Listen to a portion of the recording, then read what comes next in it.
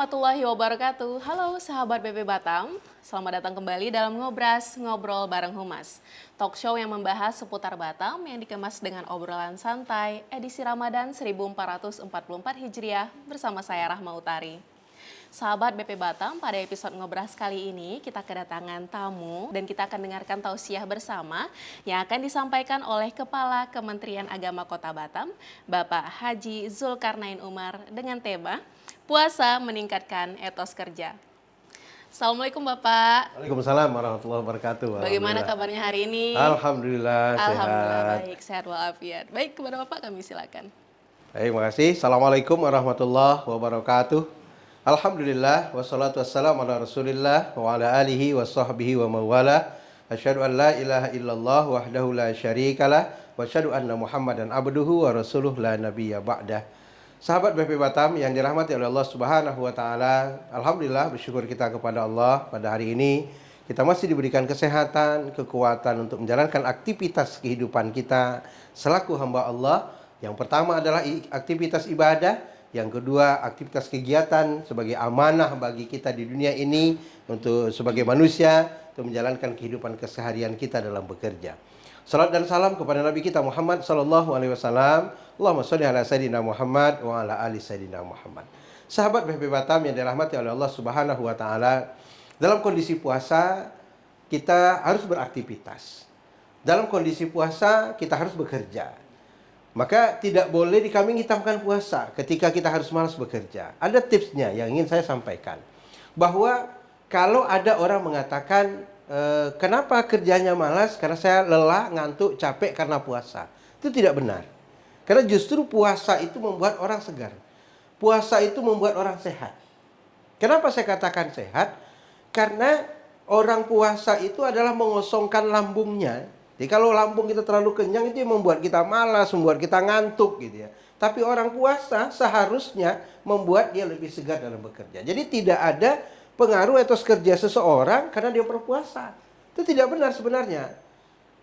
Nah, kenapa? Itu saya katakan tadi bahwa ketika orang puasa itu adalah sehat. Sumutasihu, puasa itu sehat. Kenapa harus sehat? Karena kita harus menahan. Nah, lambung kita ini, kalau kita tidak berpuasa, para pemirsa sekalian, itu akan terus bekerja, tidak ada hentinya. Ya, hasil penelitian dalam buku Profesor Dr. Dadang Hawari, itu mengatakan seseorang kalau makan sarapan jam 7 pagi, itu baru selesai diolah oleh ususnya itu jam 3 sore. Sementara jam 10 kita makan gitu ya di hari puasa, ada di luar Ramadan gitu ya. Jam 1 kita makan. Nah, makan jam 1 itu baru selesai diolah oleh usus kita, itu dibagi, itu jam 9 malam. Nah, sementara jam 7 malam kita makan, jam 4 malam kita makan. Ketika makan jam 7 malam itu baru selesai diolah oleh usus kita, itu jam 4 subuh. Jam 7 kita makan berarti ada istirahatnya cuma 2 jam.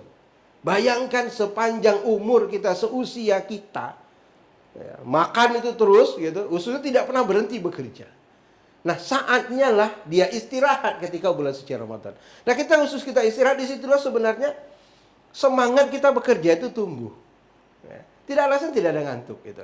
Kalau orang memahami puasa itu. Jadi kalau orang memahami puasa itu hanya menahan haus dan lapar semata, maka akan berpengaruh kepada sisi kinerjanya. Tapi kalau dia memahami bahwa ini adalah ibadah yang harus menimbulkan semangat baru, maka dia akan tetap merasakan semangat dalam kehidupannya. Jadi perlu ada latihan khusus ya. Saya katakan latihan khusus dalam kita melaksanakan ibadah puasa. Maka disuruh kita menahan dari imsak itu, ya, imsak sampai nanti maghrib. Dan itulah waktunya usus kita bekerja, bekerja dan istirahat. Ketika dia istirahat, sebenarnya disitulah kita ingin mengembalikan ya kesegaran dalam kehidupan kita. Itu yang pertama. Yang kedua, ibadah dalam kita bekerja, ibadah puasa maksud saya, dalam kita bekerja, diiringilah supaya semangat itu ada dengan zikir yang kita lakukan. Jadi hindari hal-hal yang bisa menghilangkan pahala puasa, hindari hal-hal yang bisa merusak nilai-nilai puasa. Kita itu akan membawa kelesuan, akan membawa lemahnya fisik kita. Tapi dengan iringan kita baca Quran, dengan iringan kita zikir, semangat itu akan muncul. Dan kita menyadari bahwa bekerjanya kita itu adalah ibadah. Nah, itu yang paling penting gitu. Sehingga kita merasakan kalau kita bekerja ini adalah ibadah, maka Allah akan berikan kita kekuatan. Ya, berikan kekuatan. Maka orang rajin puasa tuh sehat. Gitu. Rajin puasa tuh sehat. Tidak ada perintah di dalam Islam itu buat orang sakit. Itu nggak ada. Justru perintah itu membuat orang lebih sehat. Ya, saya kira harus kita pahami bahwa konteks puasa dengan kerja itu harus menjadi sesuatu yang sejalan dengan baik, sehingga pekerjaan kita setiap hari itu akan semakin baik pula. Saya kira itu, karena memang tidak boleh kami kita kan puasa. Oh, kenapa kerja nggak semangat? Karena saya puasa. Oh, nggak ada. Jangan jadikan alasan ya Oh Pak iya, ya. jelas loh. Dan yang paling penting tadi kalau misalnya saya bisa highlight adalah memahami konteks dan esensi dari puasa itu sendiri Iya, sebagai benar, ibadah ya Mbak Pak ya. Iya. Nah, tapi ada satu pertanyaan dari sahabat BB Batam ini yang menarik menurut saya. Pak Ustadz, saya bekerja sebagai penggali parit dan lubang-lubang pada jalan. Jujur saja kalau bekerja seperti itu dan harus berpuasa sulit sekali. Ya. Bagaimana solusinya Pak Ustadz? Ya, jadi ada rukhsah ya. Saya katakan dalam Islam itu ada rukhsah, ada keringanan. Nah, ada keringanan pertama, orang kalau musafir boleh tidak berpuasa kalau kesulitan. Orang yang bekerja berat, orang yang bekerja berat. Jadi diputuskan oleh Majelis Ulama, kalau dia bekerja dengan puasa itu dia tidak sanggup, bisa merusak dirinya atau memudaratkan pada dirinya. Itu boleh dia tidak berpuasa, dan itulah pekerjaan yang bisa dia lakukan untuk membiayai kehidupan anak istrinya. Boleh tidak berpuasa, tetapi apabila ada hari libur, ketika tidak setiap hari dia bekerja, ketika tepat hari libur wajib dia berpuasa.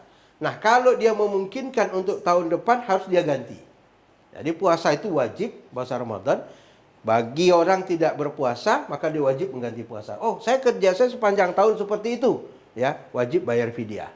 Nah, jadi itu. Jadi saya katakan Islam itu juga apa ya, mudah, Toleran ya. sangat memberikan kemudahan. Ada jalan keluar ya bagi orang-orang seperti itu. Tetapi juga jangan dipermudah-mudah. Jadi dipermudah. Iya. Mudah itu maksud saya jangan jadi alasan. Betul. Ngapa enggak puasa? Aduh, saya kerja saya supir taksi. Enggak ada alasan supir taksi itu bisa puasa dulu. Dia di AC. Iya. Kan gitu ya? Betul. Oh, saya Gojek, enggak ada alasan gitu. Apa? Saya Gokar, enggak ada alasan. Oh, Gokar tuh orang duduk di ruang AC kok. Enggak ada alasan enggak puasa. Tapi kalau dia menggali parit, kerja tambang, dan itulah kerjanya hari-hari untuk biaya kehidupan anak istrinya, maka kalau ada space waktu dia untuk bisa istirahat, maka hendaklah dia berpuasa. Kalau tidak, dia wajib membayar fidyah. Gitu, Mbak Rahma. Masya Allah, sahabat BP Batam, terjawab sudah kekhawatiran-kekhawatiran yang mungkin berada di benak sahabat BP Batam nih untuk khusus yang bekerja berat ya, Bapak ya. Dan semoga ini semua menjadi ladang usaha kita untuk menggapai Jannatul Firdaus. Amin, amin. Baik, terima kasih Bapak Terima atas kasih, kesempatannya Mbak. yang sudah memberikan tausiah kepada sahabat BP Amin, Batam. insyaallah. Dan kepada sahabat BP Batam, kami pamit undur diri. Terima kasih atas perhatiannya. Jangan lupa like dan juga subscribe. Nyalakan lonceng notifikasinya. Saya Rahma Utari pamit undur diri. Terima kasih atas perhatiannya. Wassalamualaikum warahmatullahi wabarakatuh dan sampai jumpa.